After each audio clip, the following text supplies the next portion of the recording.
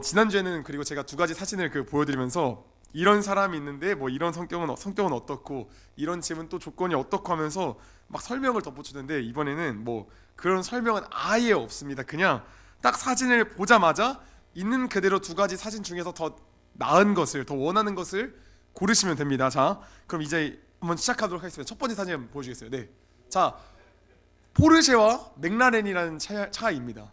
자, 그쵸. 둘 다 너무나도 멋진 스포츠카인데, 문제는 첫 번째는 자동으로 웅장한 배기음이 나오는데, 두 번째 차는 이제 입으로 자기가 웅장한 배기음을 내야 됩니다. 왕왕 이러면서 내야 됩니다. 네. 무엇을 택하시겠습니까? 승배는 오른쪽 걸 좀 탐낼 것 같은데, 네. 포르쉐죠, 네, 그렇죠. 네, 왼쪽 차입니다. 네, 포르쉐. 자, 두 번째로 한번 가보도록 하겠습니다. 자, 두 번째, 첫 번째 사진은 너무나도 안락하고 따뜻한 강아지 집입니다. 자, 그리고 두 번째는 뉴욕 최고급 아파트, 엠파이어 이 스테이트 빌딩이 눈앞에 딱 보이는 그런 최고의 집입니다. 자, 어떤 집을 선택할 겁니까? 역시 지금 뭐니뭐니도 강아지 집인가요? 아, 그렇죠. 네. 오른쪽에 있는 그 아름다운 집이죠, 그렇죠? 네. 또 마지막으로 한번 가보도록 하겠습니다. 자, 수많은 돈다발이 있습니다. 제가 100억이라고 검색하니까 나온 사진인데, 억소리 나는 100억과 너무나도 영롱하고 빛나고 이쁘고 타원형의 100원이 있습니다. 무엇을 선택하시겠습니까? 100원인가요? 100억인가요?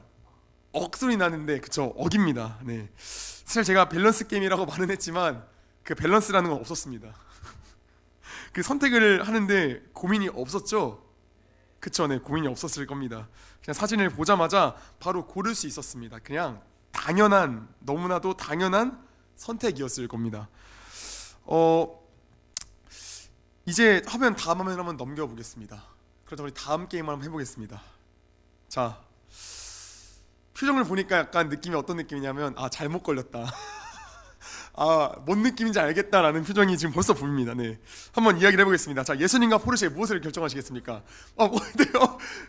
네, 지금 설교를 끝내려면은 포르쉐를 가면 안 돼요. 예수님을 골라야 됩니다. 네, 예수님으로 가겠습니다. 예수님. 네. 그리고 또 그 다음 사진 넘겨보겠습니다. 네, 또 무엇을 고르시겠습니까?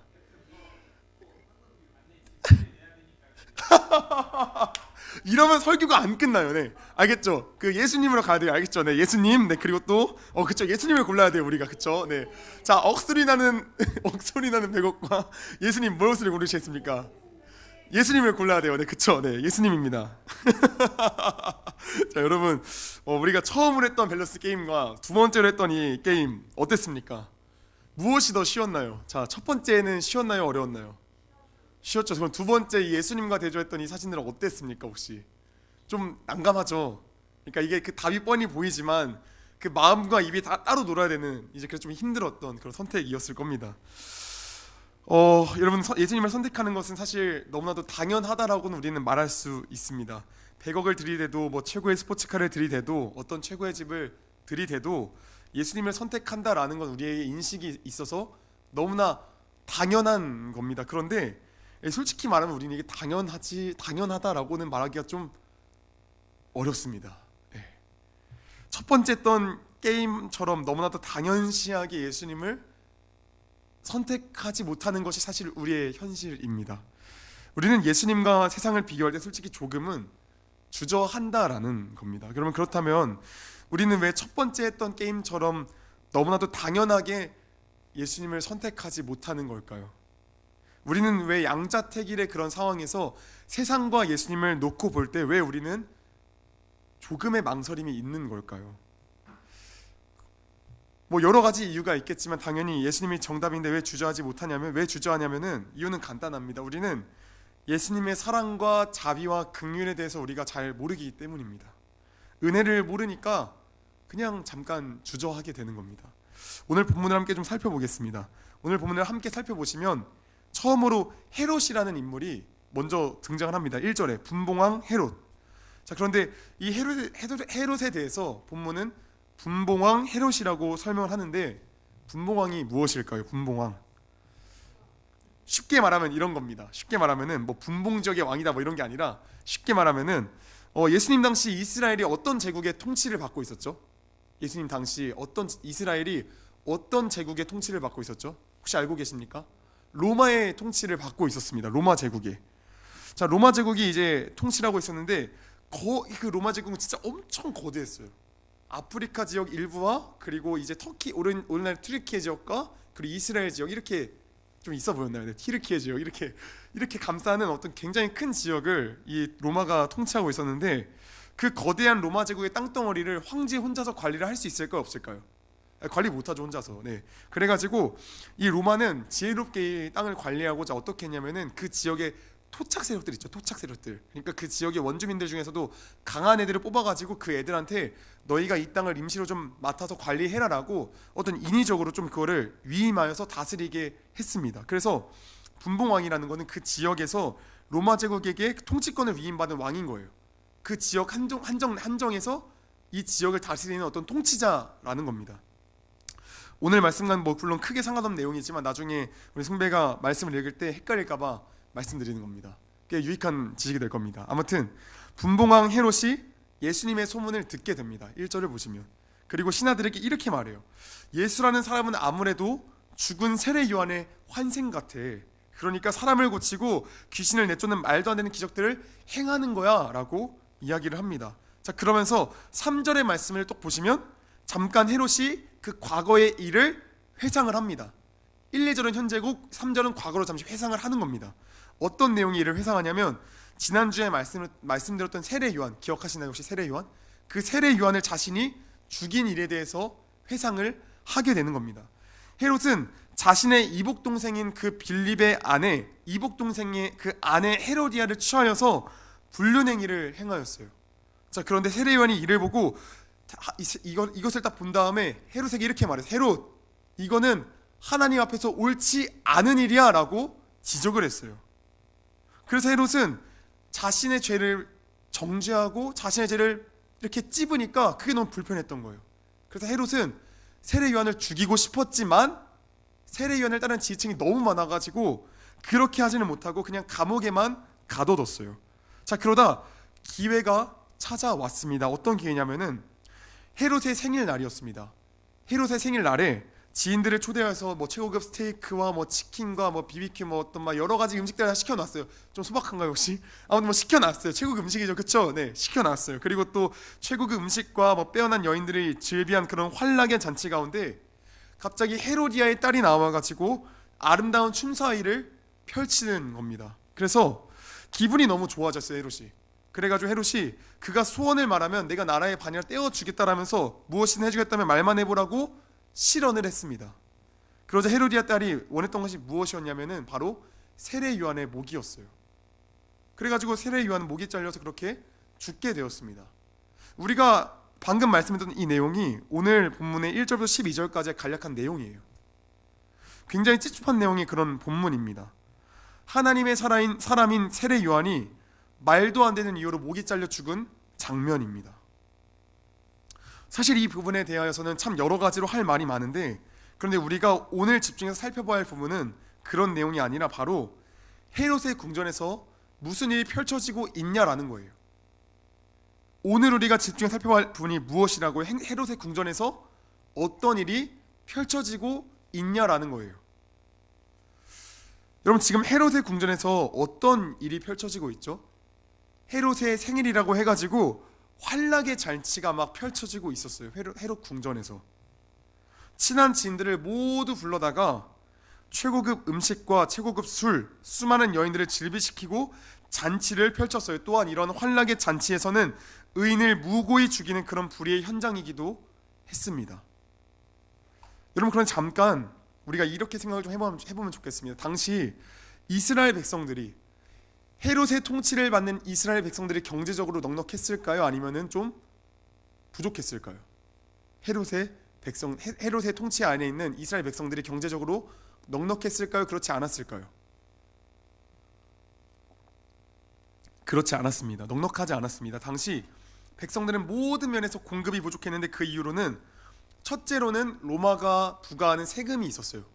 로마의 통치를 받으니까 이스라엘 백성들이 로마에게 세금을 내야 하는 거죠. 자, 두 번째는 무엇이냐면은 성전의 제사장들과 레위인들까지 백성들의 돈을 수탈하는 데 전력을 기울였어요. 누가요? 이 성전의 제사장들과 레위인들이.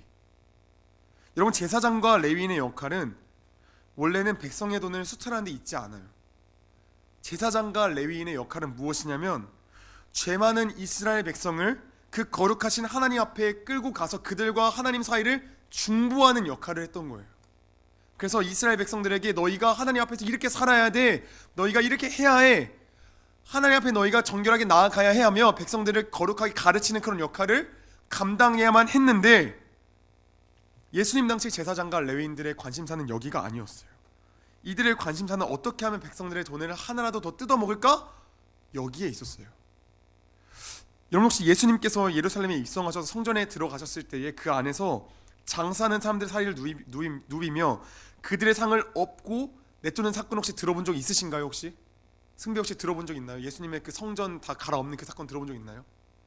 예수님께서 예루살렘 들어가셔서 성전에 들어가니까 막 비둘기도 팔고 막 소도 팔고 막 난리를 치고 있는, 그래가지고 예수님께서 다 화나가지고 채찍으로 다 막 쫓아내고 막 나가! 막 이렇게 막 난리치셨어요. 그 사건이 있는데, 그때 왜 사람들이 성전에서 장사를 하고 있었냐면은 그 이유가 대박이에요.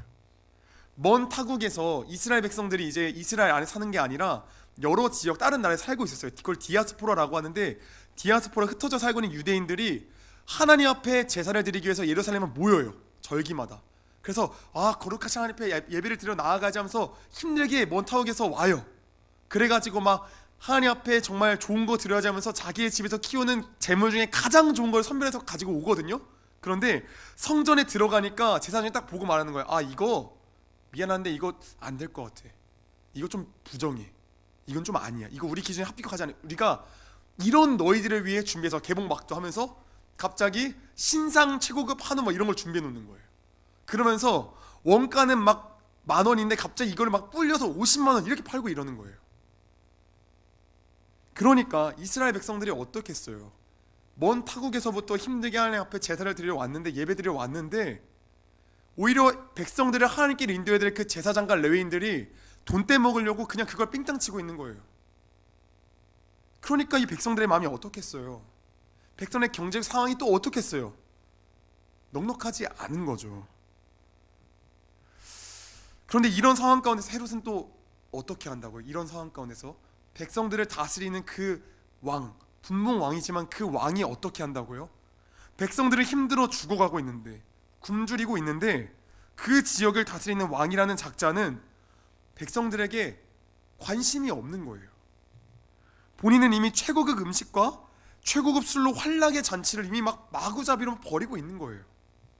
그런데 굶주린 백성들에게는 아무런 관심도 없는 그런 폭군 헤롯과는 달리, 오늘 읽은 본문 뒷부분에는 우리 예수님이 등장을 하시는데, 우리 예수님의 모습은 어떻죠? 그도 굶주린 백성에게 일절 관심이 없으셨나요? 그렇지 않아요. 예수님은 헤롯과는 전혀 달랐어요. 우리 함께 13절부터 14절 말씀을 같이 한번 보도록 하겠습니다. 13절 14절 말씀 같이 한번 읽겠습니다. 시작. 예수께서 그 말을 들으시고 거기에서 배를 타고 따로 외딴 곳으로 불러가셨다. 이 소문이 퍼지니 무리가 여러 동네에서 몰려 나와서 걸어서 예수를 따라왔다.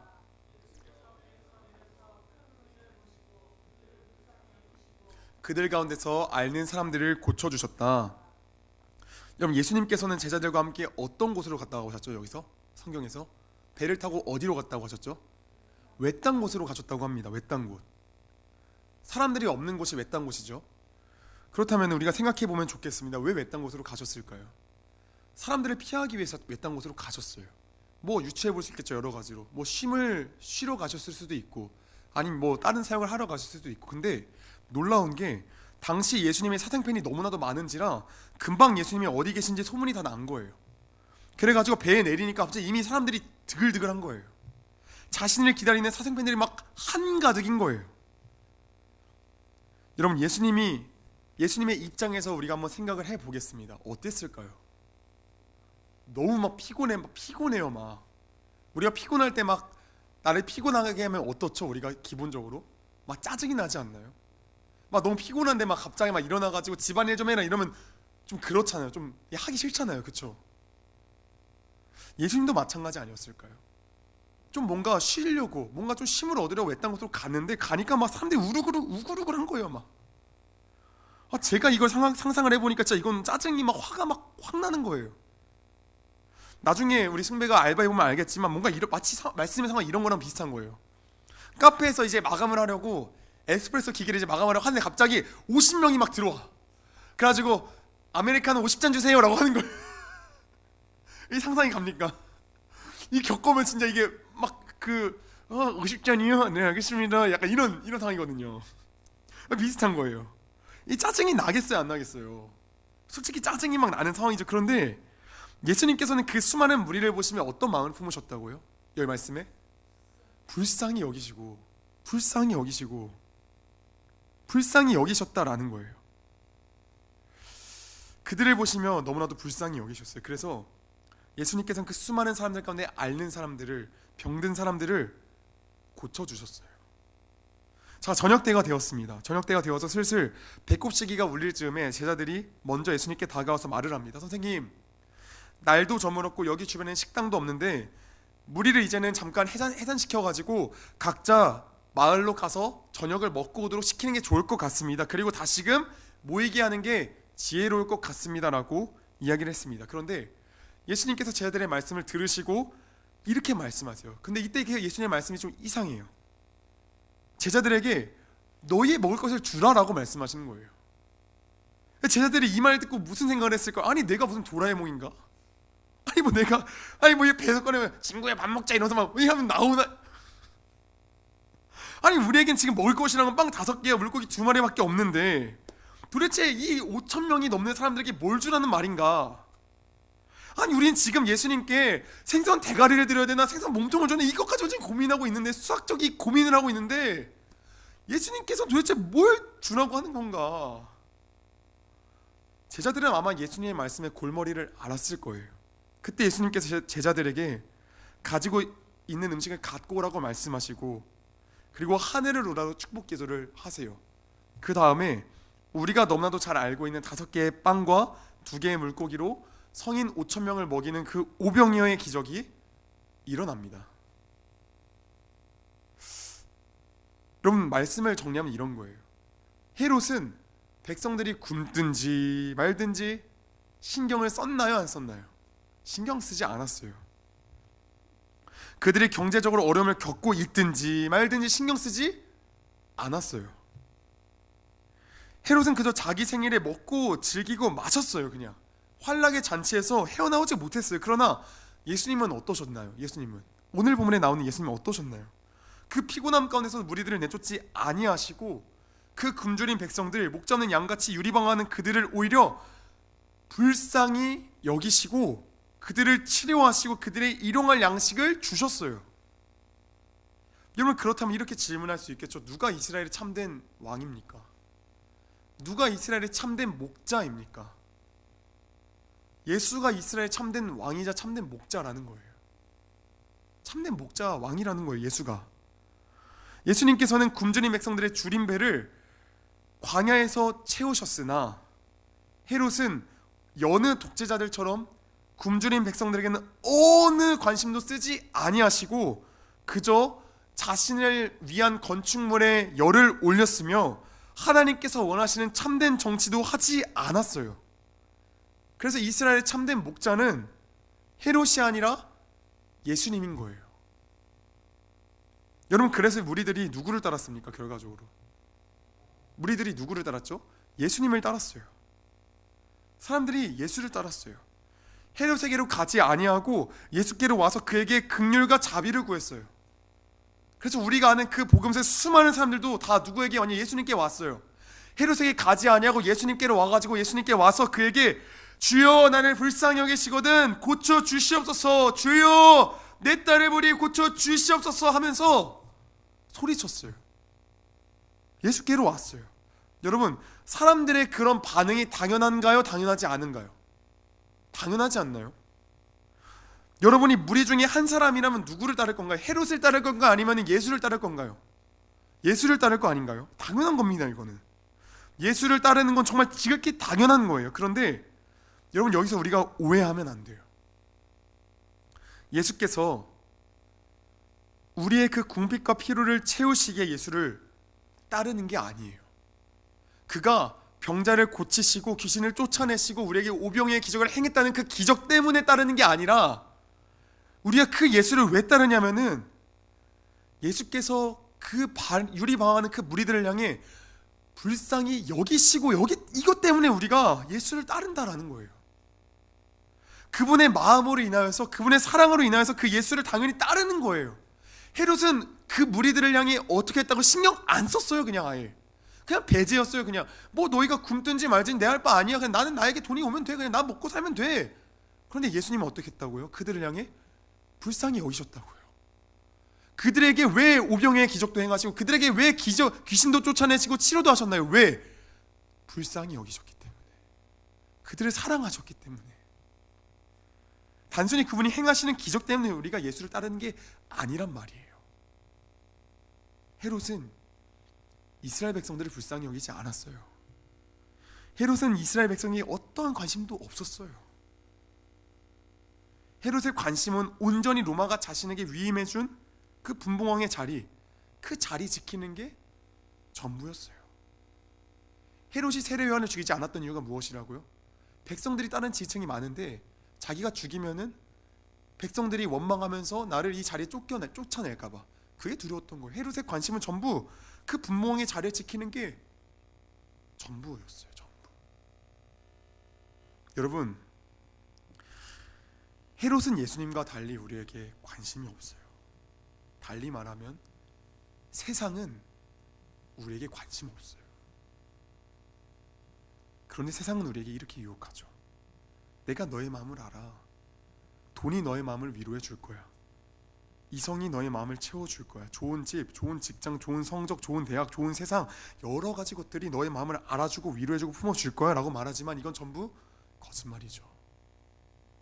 세상은 헤롯처럼 당신에게, 우리에게 관심 없어요. 세상 것을 아무리 가져도 당신의 그 공허한 마음을 채울 수 있는 건 아무것도 없어요. 여러분의 마음을 알아주는 건 정말 아무것도 없어요. 가족과 친구가 내 마음을 알아줍니까? 알아주덥니까? 몰라요. 내가 말하지 않는 이상 내 마음 아무도 몰라요. 제가 어머니와 너무나도 친하고 제가 어머니에게 제 마음 항상 털어놓을 정도로 관계가 좋지만 어머니도 제 마음 전부 몰라요. 때로는 저도 어머니에게 섭섭한 마음이 들 때가 있어요. 사람은 내 마음을 알아주지 못해요. 사람이 그러다면 물질도 마찬가지겠죠. 사람이 서로 이야기하는 그 사람조차도 우리의 마음을 알지 못하는데 어떻게 물질이, 말도 못하는 그 물질이 내 마음을 알겠어요? 어떻게 알아요? 몰라요. 또 사람이 나를 위로할 수 없어요. 중고등학생 시절에 그 친구라는 그 존재 자체가 정말 나를 위로하고 내 세상의 전부라고 여겨져요. 저도 그랬어요. 그런데 사람이라는 존재 자체는 나 자신이 힘든 상황에 놓이게 되면 그 순간부터 타인에게 관심을 못 가져요. 책임을 질 수가 없어요. 내 상황이 어려우면 타인에게 신경 쓰는 게 쉽지 않아요. 그래서 나이가 들면 들수록 친구들과 연락하는 빈도수가 줄어들고 만나는 빈도수도 줄어드는 거죠. 그런데 예수 그리스도는 헤롯과 달라요. 세상과 달라요. 그는 우리를 불쌍히 여기시는 분이에요. 우리의 상황과 환경을 누구보다 잘 아시기 때문에, 우리의 기질과 성격을 누구보다 잘 아시기 때문에 우리를 측은히 여기시고 두 팔 벌려 안아주시는 분이 바로 예수님이라는 거예요. 여러분, 성경이 이를 증언해요. 함께 시편 139편 1절부터 5절 말씀을 같이 한번 읽어보겠습니다. 같이 한번 읽겠습니다. 시작. 주님께서 나를 샅샅이 살펴보셨으니 나를 환히 알고 계십니다.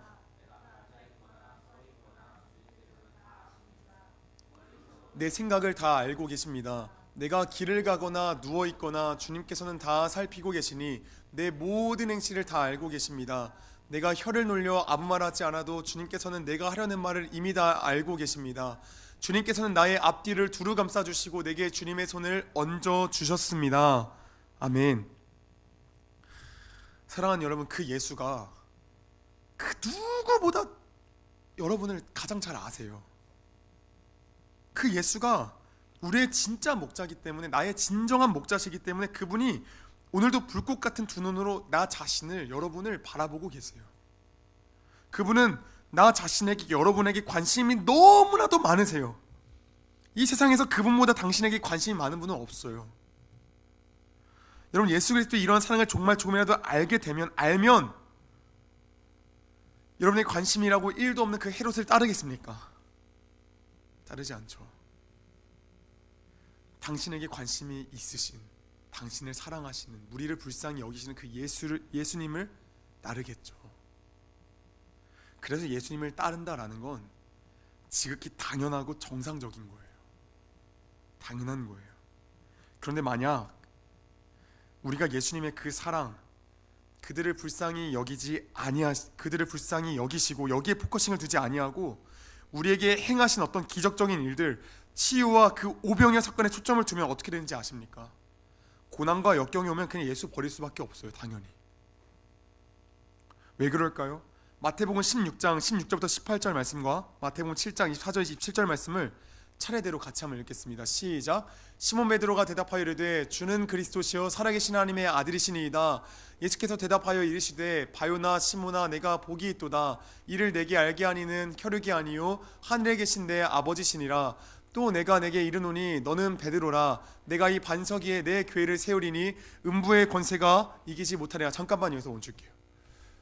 베드로가 고백합니다. 주께서 물으십니다. 베드로야 넌 나를 무엇이라 생각하느냐? 주는 그리스도 살아계신 하나님의 아들이시니이다 라고 말하 주님께서 칭찬하세요. 베드로야 너가 정말로 네가 복이 있도다. 너를 이걸 알게 하니는 너의 생각이 아니라 하늘 아버지께서 이걸 알게 하신 것이다 하시면서 동시에 뭐라 말씀하시냐면 이제부터 너는 베드로라.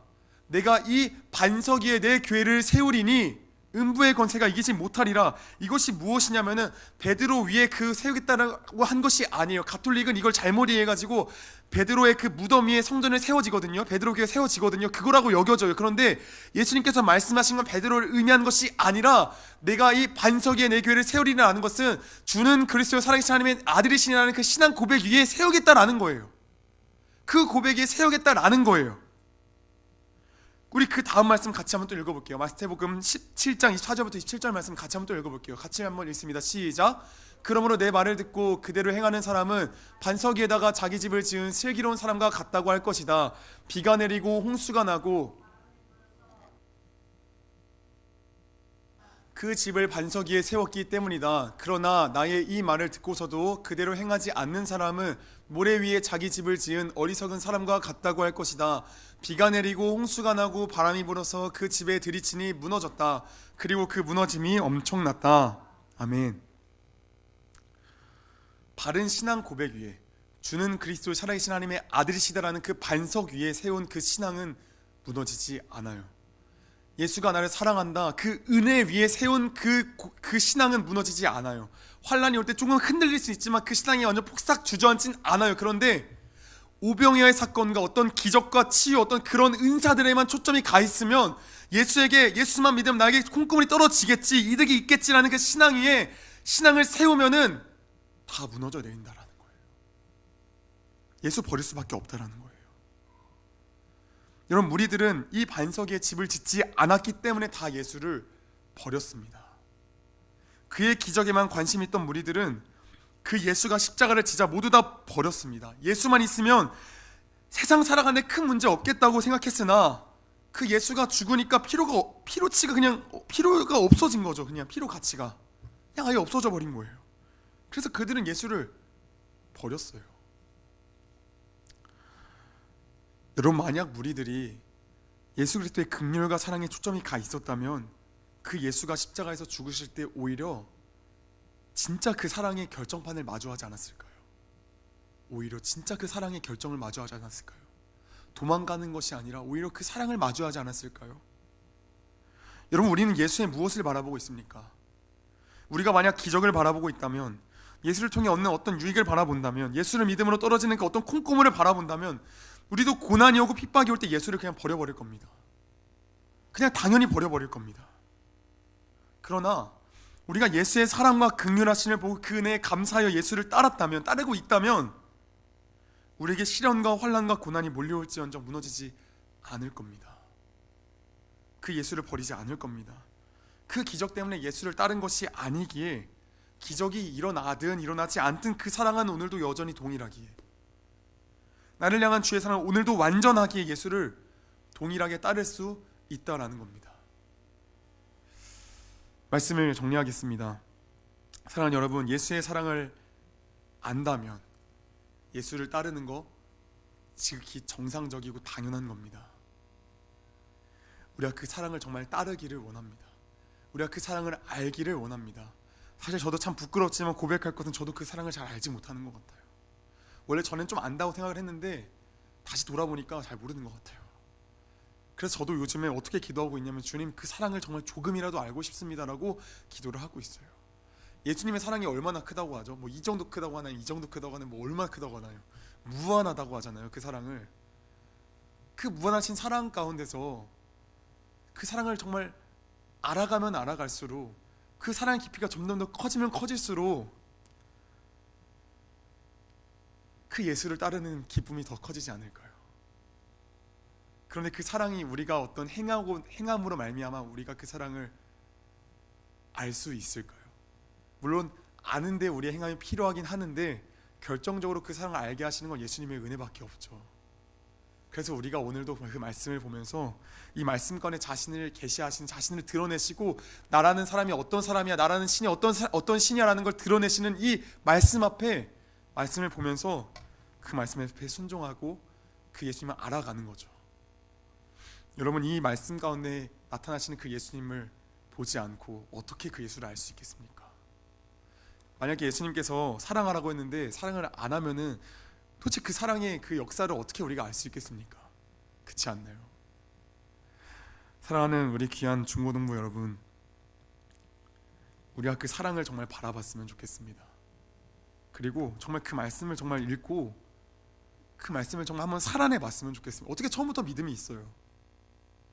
한번 믿어보니까 와, 이게 따라오네, 와, 이게 진짜 있는 것 같네, 이걸 경험해 보면서 조금씩 이게 선순환이 일어나는 거잖아요. 그렇죠? 승배에게 큐티책이 배송된 줄로 압니다. 그 큐티책을 뭐 막 2시간 동안 붙잡고 이게 뭐지 이런 거는 뭐 절대 그렇게 하지 마시고, 그냥 더도 말고 덜도 말고 하루 딱 일어나서 그냥 읽고 한번 이렇게 오늘 살아봐야지 하시면 돼요. 막 연구원 붙잡고 막 처음에 그냥 읽고 그냥 딱 그냥 느낀 거 있잖아요. 느낀 거, 그거를 이렇게 살아보자 하시면 돼요.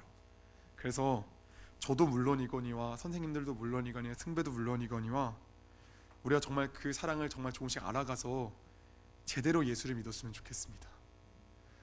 열심히 막 다 했는데, 열심히 교회 나왔는데 막판에 갑자기 그게 예수를 위한 게 아니라 전부 나를 위한 거면 그거 진짜 너무 허무하잖아요.